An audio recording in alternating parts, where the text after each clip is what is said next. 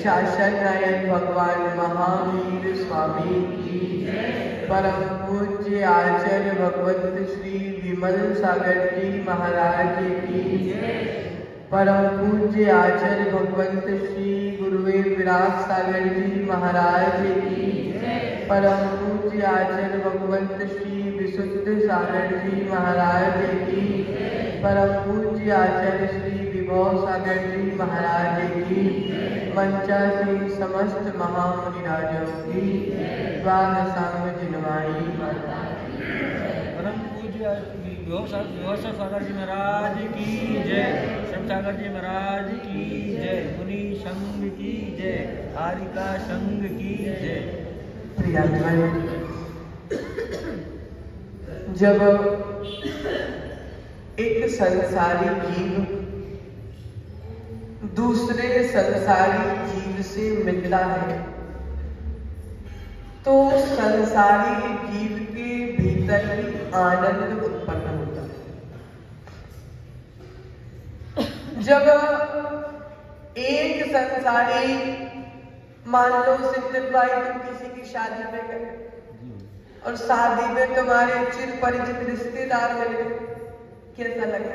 आनंद आनंद। जब एक संसारी दूसरे संसारी से मिलता है तो उसको आनंद उत्पन्न होता है, लेकिन आनंद के साथ साथ पाप का बंध भी होता है। समझ रहे माता? एक संसारी दूसरे संसारी से मिलता है तो आनंद उत्पन्न होता है, साथ ही साथ पाप का बंधन भी होता है। लेकिन जब एक वैरागी दूसरे वैरागी से मिलता है तो भी आनंद उत्पन्न होता है और कर्मों की निर्जरा भी। दोनों आनंद में बड़ा अंतर है। एक संसार में फंसाने वाला आनंद है और एक संसार से पार लगाने वाला। बंधुओं, जब एक वीतरागी, एक संत दूसरे संत से मिलता है, दूसरे साधु से मिलता है, तो भीतर में आनंद उत्पन्न होता है और वात्सल्य का जन्म होता है और वह वात्सल्य से सम्यक दर्शन की पुष्टि होती है। प्रियात्मन, दो तालाब हैं, एक तालाब सूखा हुआ है और एक तालाब गीला पानी से भरा हुआ है। एक तालाब सूखा हुआ है और एक तालाब पानी से भरा हुआ है। अब भैया बताओ, कोई पक्षी उड़ करके आएगा तो कौन से तालाब पर बैठे?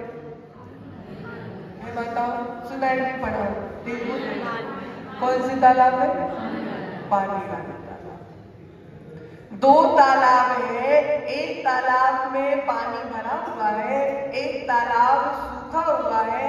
पक्षी उड़ करके आएगा तो पानी वाले तालाब में जाकर के बैठ जाएगा। तो क्या पानी वाले तालाब ने पक्षी को बुलाया क्या कि भैया तुम आओ और मुझके ऊपर बैठो आके? सब बोला क्या तालाब? नहीं, तालाब ने पक्षी को बुलाया नहीं। पक्षी तालाब में पानी देख करके अपने आप, सूखे तालाब में पक्षी नहीं गया, पानी वाले तालाब में बिना बुलाए पक्षी आ गया। पानी वाले तालाब को पक्षी को बुलाना नहीं पड़ता और श्रद्धा वाले समाज को साधु को बुलाना। तालाब में पानी है तो पक्षी अपने आप आ जाएगा, समाज में श्रद्धा है तो साधु अपने आप। एक मुनिराज बोलते थे भैया कि सिंथिल भाई कल तुम हमारे लिए श्रीफल चढ़ाने आए थे, तो क्या आपने श्रीफल चढ़ाया इसलिए हम आ गए?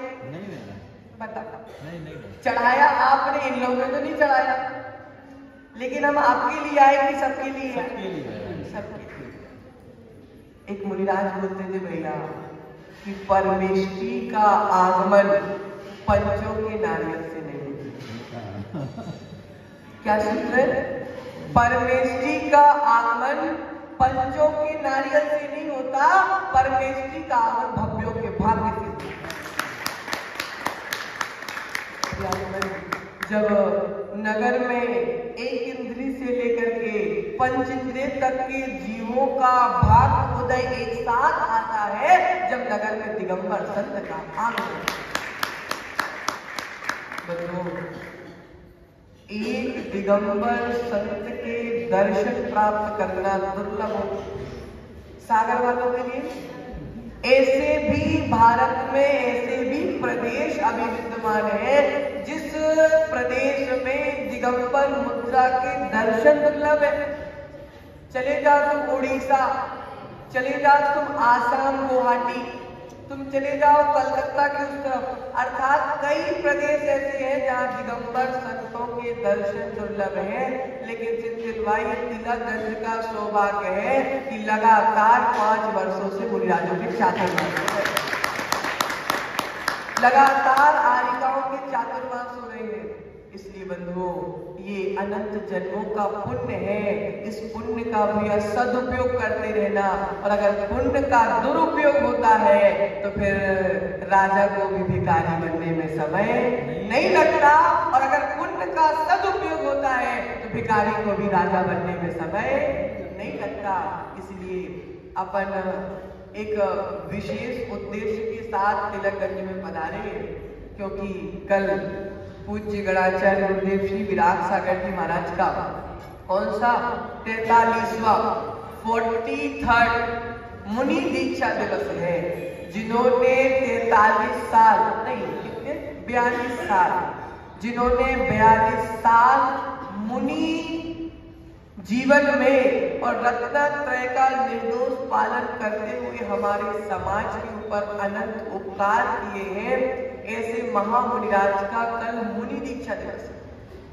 और वह मुनि दीक्षा दिवस मनाने का सौभाग्य सागर में कहीं भी प्राप्त हो सकता, लेकिन हम पक्का सोच के बैठे थे कि ये प्रोग्राम हम कटरा में करेंगे, लेकिन ना जाने कैसा निमित्त बना और वो प्रोग्राम यहाँ पे तिलक करने वालों को सौभाग्य प्राप्त हुआ है।